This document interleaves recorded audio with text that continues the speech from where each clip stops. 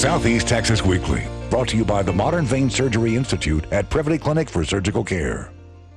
Thanks for joining us. I'm Jackie Simeon. On this week's edition of Southeast Texas Weekly, we're looking back at some of the week's biggest stories, starting with one that attracted national attention. It's centered on a Beaumont woman who says she's been cast out of her church for her use of medical marijuana. She says the congregation grew concerned after seeing her address the topic here on 12 News. We first spoke with Faith Bottle at the arraignment of Jeremy Bork, who is facing trial on marijuana charges. She was there showing her support for the legalization and medical use of cannabis. And as a result, she says she's being chastised by her church. I do believe she has benefited from taking this supplement, and it has improved her quality of life. Jason Falconbridge reads a letter written by his mother's doctor supporting her use of cannabis extract, an oil derived from marijuana. Please note that she takes the extract for medicinal and not recreational purposes. Faith Bodel says she uses the oil to treat her illnesses, which include degenerative spine disease, congestive heart failure, and arthritis. All these different diseases that can be cured with cannabis. Because Bodel has chosen to publicly support a substance that is still illegal in Texas, she says her church is now rejecting her. After watching a 12 News report that showed Bodel wearing this shirt, she says her pastor at Beaumont Seventh-day Adventist sent this letter calling on her to stop using and promoting marijuana. And now 6 weeks later, the congregation has decided to revoke her membership. Falconbridge says he's disappointed his mother will no longer experience the joy this church has brought her for so many years. She's got a beautiful heart, and to see her ostracized like this, it makes me angry. But Bodel says it's not about anger. It's about bringing relief from pain and suffering, and that's what Jesus wants. He doesn't want to see his children suffer, and that's why he created this awesome plant. We were not able to get in touch with anyone at the church, but in a letter, they say they do not promote the use of addictive drugs, whether they're legal or not. You can join the conversation about this story on 12newsnow.com.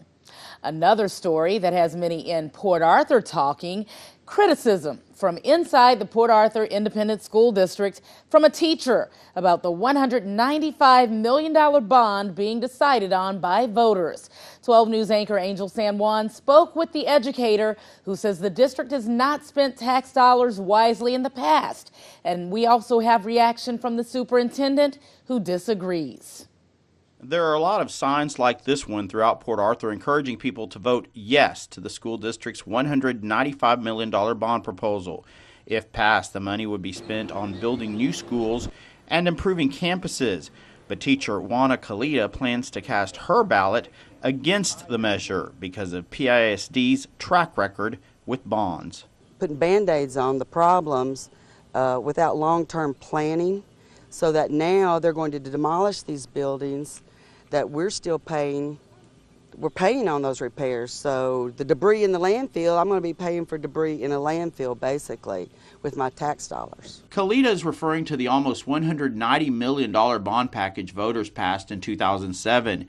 It included spending $10 million to renovate Sam Houston and Terrell Elementary schools. In the latest bond proposal, $23 million would be spent to demolish the renovated Sam Houston and replacing it with the new school, and $14 million would go to adding on to Terrell and partially demolishing the existing structure there. Conserving the tax dollars and using them in an efficient way instead of doing something and having to go back and tear it down and do it again. In a statement to 12 News, PISD Superintendent Dr. Mark Portery responded that in 2007 the decision to renovate was not the final decision regarding Sam Houston and Terrell Elementary schools. It was a way to maintain the campuses until the opportunity afforded itself to build new facilities.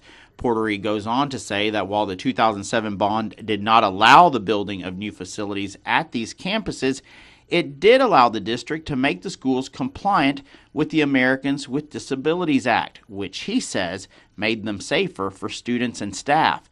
The superintendent says the new schools would eliminate the need to hold classes in portable buildings, which Kalita teaches in one at Terrell. We do need classrooms. We are in dire need of classrooms. But that need is not enough for Kalita to support the bond. Portery says there are currently 53 classrooms and portables throughout PAISD, and district officials have said that's not acceptable. The district also pledges that taxpayers will not pay any more for school taxes than they pay now. Administrators say that's because the district has been paying back the previous bond at an accelerated rate, giving the district a cushion to be able to borrow more money. Plus, assessed property values in Port Arthur have risen, allowing the district to maintain the current tax rate. There's more Southeast Texas Weekly after this break.